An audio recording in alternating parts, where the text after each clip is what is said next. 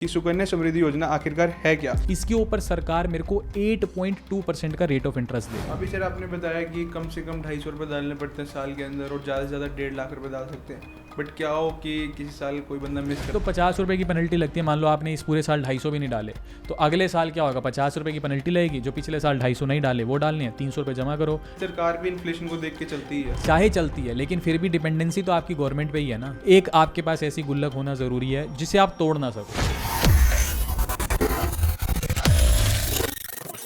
नमस्कार दोस्तों, आज इस वीडियो में हम सुकन्या समृद्धि योजना से जुड़ी एक एक बात को यहाँ पर डिस्कस करेंगे। यहाँ पर इस स्कीम से रिलेटेड जितने भी डाउट हो सकते हैं हम यहाँ पर सारे के सारे क्लियर करेंगे।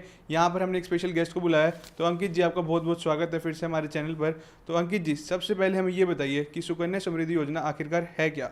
देखो, एक ना आप इसे ये कहो कि एक सरकारी गुल्लक है, ठीक है।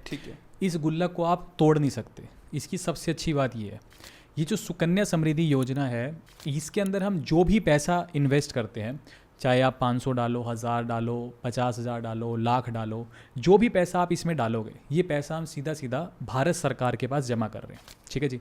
टोटल 21 सालों की ये स्कीम है। मान लो पहली चीज़ तो हम खोल किसके ले सकते हैं, सिर्फ और सिर्फ गर्ल चाइल्ड के लिए खोल सकते हैं। मान लो मेरे घर में बिटिया है, ठीक है।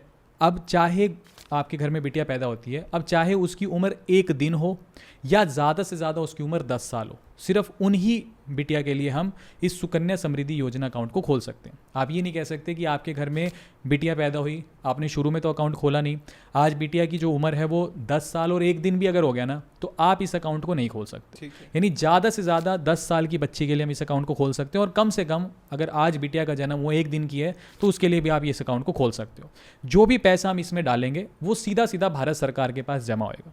जो भी पैसा मैं भारत सरकार के पास जमा कर रहा हूँ सुकन्या समृद्धि योजना अकाउंट में, इसके ऊपर सरकार मेरे को 8.2% का रेट ऑफ इंटरेस्ट देगी, जो कि मैं कहूँगा बहुत अच्छा रेट ऑफ इंटरेस्ट है, ठीक है। पहली चीज़ तो अब आप इसे मार्केट से मत कंपेयर करना, म्यूचुअल फंड से कंपेयर करोगे तो आप कहोगे कि 8.2% बहुत कम है, लेकिन उसमें रिस्क भी तो है। आपको कंपेयर करना है तो एफडी से कंपेयर करो ना, जहाँ एफडी पे 6, 6.5, 7% का रेट ऑफ इंटरेस्ट मिल रहा है, उसकी तुलना में 8.2% का रेट ऑफ इंटरेस्ट एक ऐसी स्कीम। स्मॉल फाइनेंस बैंक भी तो आज के टाइम में 8% नहीं आपको दे रहे होंगे, लेकिन सर वही तो बात है ना, एक ऐसी गुल्लक है जिसको आप तोड़ नहीं सकते। आप चाहे मार्केट में पैसा डाल लो, कल को आपको थोड़ा सा भी शौक उठेगा ना, गाड़ी ले लेते हैं, घर में काम करवा लेते हैं, घर की किचन बनवा लेते हैं, आप 1 मिनट में फंड को तोड़ दोगे। लेकिन मान लो किसी घर इमरजेंसी आ गई, मान लो मैंने गुल्लक में पैसे डाल दिए, अब मेरे को सारे के सारे पैसे चाहिए, कहीं से भी आ जाए, चाहे वो गुल्लक तो सर मैं कब कह रहा हूँ कि अगर आप 100 रुपये कमा रहे हो तो 100 की 100 इसमें डाल दो। वो तो डाइवर्सिफिकेशन तो आपको ही करना पड़ेगा ना। मैं क्या बोल रहा हूँ, एक गुल्लक तो मेरे पास ऐसी होनी चाहिए मेरी बच्ची के भविष्य के लिए। अरे सर, अगर आप 100 कमा रहे हो, 100 के 100 थोड़ी मैं कह रहा हूँ आप सुकन्या में डाल दो। आपको फंड चाहिए, आप एफडी भी तो कराओ, आप मार्केट में भी पैसा डालो, लेकिन एक तो ऐसी गुल्लक अपने घर में अपनी बिटिया के लिए बनाओगे ना कि बड़े होकर के जब उसकी हायर एजुकेशन का टाइम आएगा या जब उसकी शादी की उम्र का टाइम आएगा, तब आपके पास एक अच्छा खासा पैसा होना चाहिए। तो मैं ये इस लिहाज घर मैं आपसे ये पूछना चाह रहा हूँ कि जैसे एनपीएस स्कीम है, उसके अंदर पार्शियल विड्रॉ अलाउड होता है। सुकन्या के अंदर जो विड्रॉल वाले केसेस हैं, मैं अभी बताऊंगा ना तो सारी कंफ्यूजन क्रिएट हो जाएगी। पहले आप एक बार स्कीम को समझ लो है क्या, फिर उसके बाद हम ये जो विड्रॉल कैसे अलाउड है, किस केस में 50% विड्रॉल अलाउड है, फिर मैं आपको विड्रॉल वाले प्रोसेस बताऊंगा। बट पहले एक बार थोड़ा सा स्कीम को समझ लो। देखो 21 साल की स्कीम है सर। स्टार्टिंग में रेट ऑफ इंटरेस्ट जो भी पैसा डालोगे 8.2% का रेट ऑफ इंटरेस्ट है। कम से कम पूरे साल में 250 रुपये डालने ज़रूरी है, ज़्यादा से ज़्यादा पूरे साल में 1.5 लाख रुपये डाल सकता हूँ। जो भी पैसा मैं इन्वेस्ट करूंगा उसके ऊपर मेरे को सेक्शन 80C के तहत इनकम टैक्स बेनिफिट भी मिलेगा, ज़्यादा से ज़्यादा 1.5 लाख रुपए का, ठीक है। और ज़्यादा से ज़्यादा इस स्कीम में मैं 1.5 लाख रुपए साल भर में डाल सकता हूँ। सरकार ये बोलती है कि आज आपने इस अकाउंट को खोल लिया तो शुरू के 15 साल आपको हर साल पैसा डालना है। आप चाहे कम से कम 250 डालने हैं, ज़्यादा से ज़्यादा 1.5 साल डालने हैं, आपको हर साल पैसा डालना है। 15 साल तक आपने पैसा डाल दिया, मान लो आपने 15 साल हर साल 1.5 लाख रुपए ही डाला, तो 15 × 15 225, तो 22.5 लाख रुपए आपने डाल दिए मान लो 15 सालों में। फिर सरकार बोलती है कि अगले 6 साल आपको कोई पैसा नहीं डालना, यानी 22.5 लाख रुपए अब तक आप डाल चुके, इसके ऊपर हर साल ब्याज भी मिलता चला गया आपको कंपाउंडिंग इफेक्ट के साथ। अगले 6 साल जितना भी पैसा अब आपका ब्याज के साथ इकट्ठा हो गया 15 साल के बाद, उस अगले 6 साल तक वो सरकार के पास ही पड़ा रहेगा, उस पर बस ब्याज मिलता रहेगा।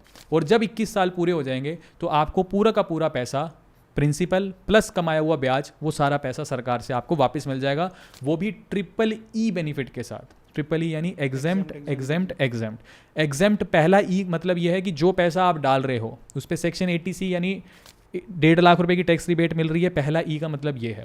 दूसरा ई ये है कि जो आपका पैसा ग्रो कर रहा है हर साल ब्याज भी तो मिल रहा है आपको, जो ग्रोथ हो रही है उस पर भी कोई टैक्स नहीं है। और तीसरा ई ये है जो मैच्योरिटी पे आपको मूलधन प्लस ब्याज मिला है वो भी टैक्स फ्री है। यानी ट्रिपल ई बेनिफिट के साथ 8.2% के रेट ऑफ इंटरेस्ट के साथ ये 21 सालों की स्कीम है। पहली चीज़ अच्छी बात यह है कि मेरा ये मानना है जैसे सुकन्या समृद्धि योजना 21 साल की स्कीम है, वैसे ही पीपीएफ एक अकाउंट होता है वो 15 साल की स्कीम है। ये 21 साल की स्कीम है सुकन्या। इसके ये भी एक ऐसी गुल्लक है जिसको आप पकड़ के चलो तोड़ नहीं सकते। पीपीएफ भी एक ऐसी गुल्लक है जिसको आप तोड़ नहीं सकते। सुकन्या 21 साल की है, इस पे 8.2% का रेट ऑफ इंटरेस्ट मिलता है। पीपीएफ 15 सालों की स्कीम है, उस पर 7.1% का रेट ऑफ इंटरेस्ट मिलता है। लेकिन इन दोनों गुल्लक में से एक गुल्लक का होना ज़रूरी इसलिए है क्योंकि आप मानो ना मानो आपके पास एक ऐसी गुल्लक होना बहुत ज़रूरी है जिसे आप तोड़ नहीं सकते। भाई आप अपने बच्चे के लिए ज़रूर खोलो। अगर आपके घर में बेबी बॉय पैदा होता है तो आप पीपीएफ अकाउंट को खोल लो, बट एटलीस्ट ज़रूर इसलिए है कि आप उसके लिए खोलोगे ना तो जब उसका खर्चे का टाइम आएगा, उसकी हायर एजुकेशन का टाइम या बच्चे की शादी का टाइम, जब मेन खर्चा होगा उस टाइम आपके हाथ में पैसा होगा ही होगा। आप किसी भी अच्छे से अच्छे फंड में डाल लो, कुछ भी कर लो, लेकिन उसके चांसेस तो हैं कल को आपको गाड़ी का शौक उठ जाएगा, आपको किसी भी चीज़ का शौक आ जाएगा तो आप ये कहोगे कि यार पैसा तोड़ लेते हैं, पैसे को खर्च कर लेते हैं। लेकिन इस अकाउंट में आप आहिस्ता आहिस्ता और जब मेन खर्चे का टाइम आएगा ना आपके हाथ में पैसा होगा।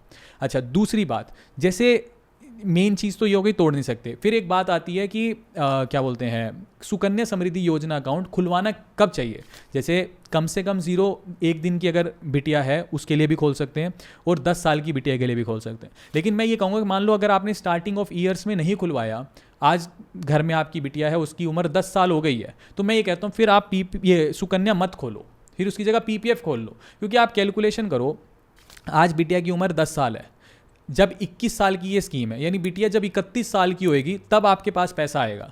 31 साल में तो बिटिया की शादी भी होगी, उसके बच्चे भी हो जाएंगे। उस दौरान आप उसको इकट्ठा 50-60 लाख रुपए इकट्ठा करके दोगे भी, दे करके भी क्या करोगे? ना तो उसकी हायर एजुकेशन में काम आया वो पैसा, ना उसकी शादी के दौरान काम आया। अब वो अपने असली घर में चली गई है, अब आप उसको पैसा देके करोगे भी क्या? तो अगर आपकी बिटिया 10 साल की हो गई है तो फिर इससे बेटर है पीपीएफ अकाउंट खोल लो। 15 साल का है तो जब वो 25 साल की होगी उसी दौरान एटलीस्ट शादी वादी का टाइम तो चल रहा होगा। हायर एजुकेशन तो फिर मुझे को लगता है ख़त्म हो जाती है 25 साल में, तो शादी का टाइम चल रहा होगा तो एटलीस्ट एक चीज़ तो आप निभा पाओगे अच्छे से। तो ये चीज़ है। अदरवाइज बेस्ट टाइम क्या है कि आज बिटिया का जन्म हो गया, आराम से डॉक्यूमेंट्स मैं भी आपको बताऊंगा क्या क्या चाहिए होते हैं, तो अभी ही प्लान कर लो। अगर सुकन्या खोलनी है तो बिल्कुल जब बिटिया 1 साल से भी कम उम्र की है तभी खोल लो, क्योंकि जब वो 21 साल के बाद मैच्योर होएगी ना, और 21 साल में ही उसका बाहर विदेश में जाके पढ़ाई करानी है या देश में ही पढ़ाई करानी है, एमबीबीएस करानी है, अच्छे से अच्छी डिग्री करानी है, आपके पास पैसा होगा। शादी करानी है, आपके पास पैसा होगा। तो बेस्ट यही है, लेट मत करो। अगर लेट हो गए हो, बच्चे की उम्र,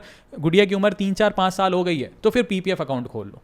ये मत देखो पीपीएफ में 7.1% का रेट ऑफ इंटरेस्ट है, सुकन्या में 8.2 है, कोई फर्क नहीं है। रेट ऑफ इंटरेस्ट के पीछे ही अगर भागना है तो फिर म्यूचुअल फंड में ही लगा लो। हमें तो एक ऐसी गुल्लक चाहिए जो टूटे ना, और ज़रूरत के टाइम पे मेरे हाथ में पैसा दे। तो ये सबसे ज़रूरी चीज़ है।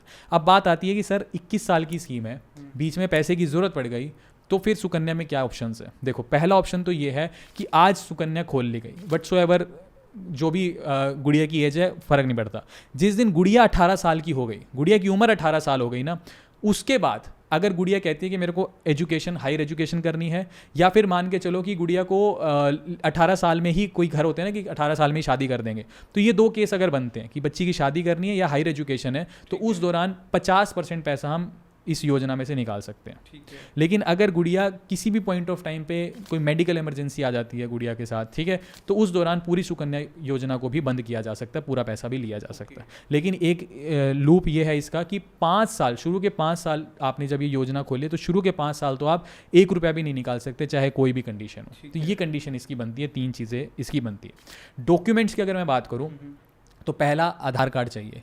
आधार कार्ड एक तो जब बच्चा पैदा होता है, जैसे गुड़िया पैदा हुई, तो एक बन जाता है ना कि जैसे मान लो किसी रमेश के घर में बिटिया का जन्म हुआ, फादर का नाम रमेश है, तो आधार कार्ड बच्चे का बनता है, जो हॉस्पिटल से बनता है, बेबी ऑफ रमेश करके बनता है। वो आधार कार्ड बैंक में नहीं चलेगा। आपको प्रॉपर आधार कार्ड, जैसे आपका और मेरा है, सबसे पहले उस जो टेम्परेरी आधार कार्ड जो 5 साल के लिए बच्चे का वैलिड होता है, उससे पहले आपको परमानेंट आधार कार्ड जो सबका आपका और मेरा जैसा होता है वो बनाना पड़ेगा बच्चे का। साथ में आपका आधार कार्ड लगेगा। आधार कार्ड बच्चों को बन जाते हैं? हाँ, कभी भी बन जाएगा वो तो, जिस पॉइंट ऑफ टाइम पे ही बना लो। फिर आधार कार्ड आपका और बच्चे का चाहिए, दूसरा बच्चे का बर्थ सर्टिफिकेट चाहिए, तीसरा केवाईसी के लिए आप मतलब वो आपका आधार कार्ड ही चल जाएगा और आपकी फोटोग्राफ चाहिए। बस ये सिंपल सा डॉक्यूमेंट है। आप चाहे सरकारी बैंक में जाके खोल लो, प्राइवेट में खोल लो या पोस्ट ऑफिस में खोल लो, कहीं से भी आप सुकन्या समृद्धि योजना अकाउंट को खोल सकते हो। ऑनलाइन अभी तक कोई वो नहीं है, ऑनलाइन नहीं खुलता, आपको ब्रांच जाके ही खोलना पड़ेगा, फिजिकल ही ब्रांच जा करके इस अकाउंट को आप खोल सकते हो। तो ये इन्वेस्ट तो ऑनलाइन कर सकते हो, इन्वेस्ट आप कर सकते हो, लेकिन ऑनलाइन ओपन नहीं कर सकते आप इस अकाउंट को। तो ये सारी मेरे पास आईसीआईसीआई है, मैं आईसीआईसीआई का आई मोबाइल यूज करता हूँ, तो वहाँ पर ऑप्शन तो आता होगा? नहीं आता ना, ऑनलाइन आप कहीं से भी नहीं खोल सकते, आपको जो खोलना है बैंक, मैंने आईसीआईसीआई में जाके अकाउंट खुलवा लिया, फिर आप अकाउंट नंबर आ जाएगा, फिर आप कर सकते हो, लेकिन आप ऑनलाइन इस अकाउंट को नहीं खोल सकते। आप ब्रांच में जा करके ही आपको इस अकाउंट को खोलना पड़ेगा। तो बट वही मेन कंक्लूजन यही है कि एक ऐसी गुल्लक आपके पास होनी चाहिए, जैसे इस केस में हमारे पास ये है। बट बाकी एक चीज़, इसके दो ड्रॉबैक भी हैं। ड्रॉबैक में पहला ये आता है कि जैसे मान लो आज रेट ऑफ इंटरेस्ट 8.2% चल रहा है, लेकिन साल 2014 में 9.1% भी था, तो over the period of time सरकार ने इसको घटाया, है ना।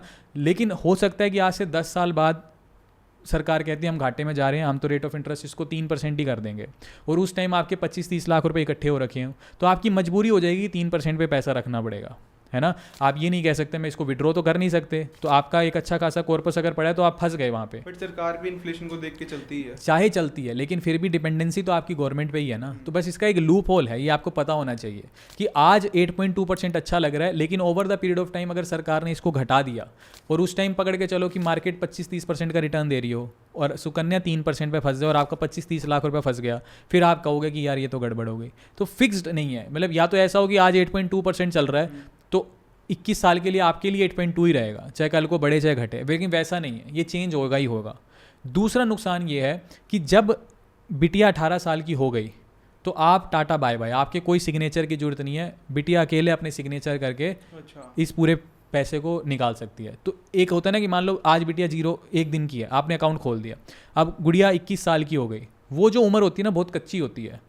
उस टाइम पे अगर आपके बच्चे को पता है कि यार मेरे पिताजी ने तो 65-70 लाख रुपए मेरे लिए जोड़ रखे हैं, सिर्फ मेरे को ही एक साइन मारने और वो पैसा मेरे पास, तो बड़ी नाजुक उम्र होती है। तो मेरा ये मानना है कि शायद पॉलिसी मेकर्स को कुछ ऐसा बनाना चाहिए था कि पेरेंट्स के सिग्नेचर भी मैंडेटरी हैं और गुड़िया के सिग्नेचर भी मैंडेटरी हैं। बट जो बनाया खैर सोच के बनाया होगा। तो मुझे भी एक थोड़ा सा ये नेगेटिव पॉइंट लगता है कि वो 21 साल की जो उम्र है, मान लो जो भी, वो बड़ी नाजुक सी उम्र होती है। उस दौरान अगर बच्चे को पता चल जाए कि मेरे खुद के नाम पे, मेरे खुद के दम पे एक साइन पे मैं इतना पैसा है मेरे पास है, तो वो थोड़ा सा एक ये 2 पॉइंट्स बस मेरे को लगते हैं। बाकी ठीक है, अच्छी स्कीम है और ये सारी चीज़ें हैं। अभी सर आपने बताया कि कम से कम 250 रुपये डालने पड़ते हैं साल के अंदर और ज़्यादा से ज़्यादा 1.5 लाख रुपए डाल सकते हैं। बट क्या हो कि किसी साल कोई बंदा मिस हो जाए तो 50 रुपये की पेनल्टी लगती है। मान लो आपने इस पूरे साल 250 भी नहीं डाले, तो अगले साल क्या होगा, 50 रुपये की पेनल्टी लगेगी। जो पिछले साल 250 नहीं डाले वो डालने हैं, 300 रुपये जमा करो, 250 आपके खाते में ही जमा होंगे, 50 की पेनल्टी वो दोबारा एक्टिव। बात तो फिर यही है, देखो गवर्नमेंट की, हाँ, अगर 2-3 साल नहीं डाला तो कोई दिक्कत नहीं, फिर इकट्ठे ही डाल दो, फिर दोबारा एक्टिव हो जाएगा वो। तो गवर्नमेंट का यही तो फायदा है। प्राइवेट कोई पॉलिसी हो तो फिर उसके अंदर तो अकाउंट खुलवाने का कोई नुकसान नहीं है, मतलब जल्दी से जल्दी वो तो ऑब्वियस ही बात है। देखो खोलने का फायदा तभी है जब उसमें निवेश करो।